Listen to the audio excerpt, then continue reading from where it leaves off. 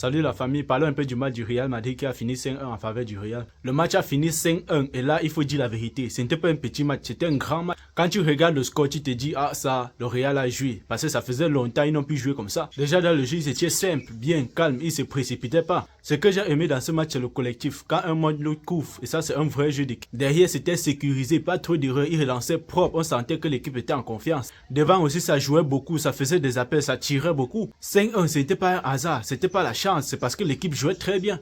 Et en plus, il faut le dire, ils ont bien commencé l'année 2026. Franchement, pour un début d'année, c'est très propre. Avec un score comme ça donne confiance. Ça montre que l'équipe est déjà prête, que l'équipe est déjà concentrée. Et là, c'est pas une équipe qui revient doucement. C'est une équipe qui arrive très fort dès le début d'année comme ça. Maintenant, il faut dire la vérité. À un moment donné, il faut être honnête. Si Mbappé était là, soyons honnêtes, est-ce que le match là allait finir 5-1?